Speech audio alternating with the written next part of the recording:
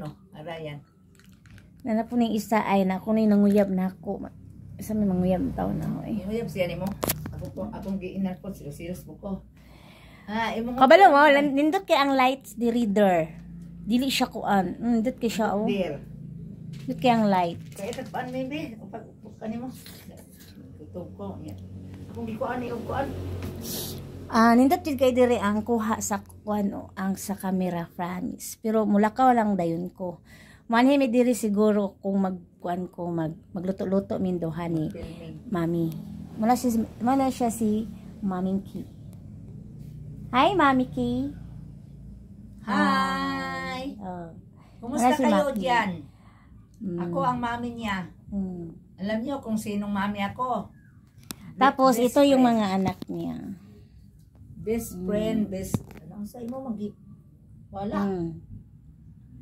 Tapos there, ito yung ano niya, mga apo niya. Kasama niya dito, matutulog dito. Kasi nag-iisa lang yan. Yung asawa. Nag-iisa lang yan eh. So, dito siya, mag-iisa lang siya. Pero may nakarent yun doon. Dito, connection tong bahay niya dito. May extension kasi eh. So, may nagre-rent. Pero, 1 to lang din ang monthly.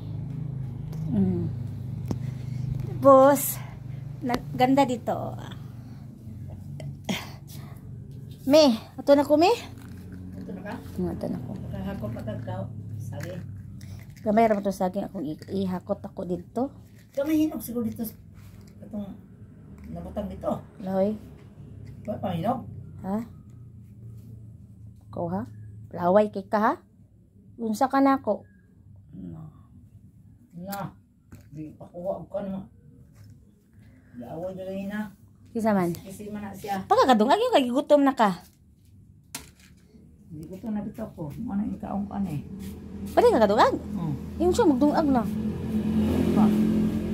Kani ako mangguan sayang kay nimo. Tama dito tala. Tala. Paano ba? Tuwa lagi dito. Ano to? Ha? Pag-uwi ko? Sige. Bye-bye muna ha?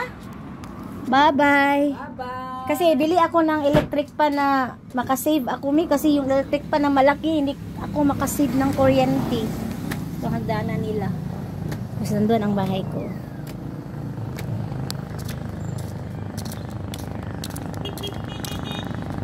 Bako dear, kaya ang dami ano dear.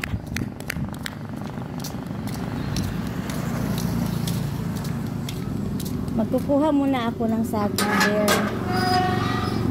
Kasi dalalin ko. Konti lang talaga, mga 6 na piraso to. Ito ano ko. Hindi talaga ano. 1, 2, 3 lang pala. Ano ka ba? 3 lang pala. Gaganunin ko na lang kasi walang maghahawak dito sa camera ko.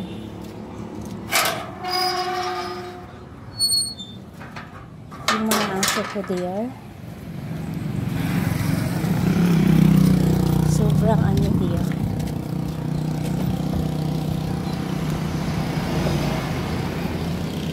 Mga kontra kaya sila ay. Mainit talaga yung ano natin there. Yung lugar natin din ay yung karsada there, sobrang init. Alam mo, ikikwento ko lang there. Paalisin na ako sa pwesto ko. 3 years ako doon. 3 years ako doon na hindi ko talaga malilimutan yung buong buhay ko. Nilaan ko na lang doon sa fruit stand.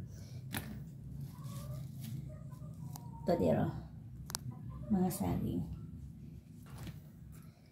Dahil sa init, okay na lang din ako. Kasi nangihina talaga ako sa mainit na lugar. Alam mo, yung 1 year, yung start ko doon, hindi naman. Nagdaan ang 1 year, okay naman.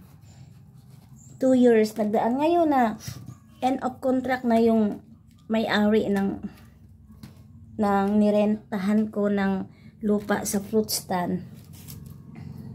doon ko batid ko talaga yung init. So may reason pala yun, kasi ako masyado talaga akong sensitive there, yung masyado akong magpapahalaga sa kung mayroon yung lugar na yun or any kind of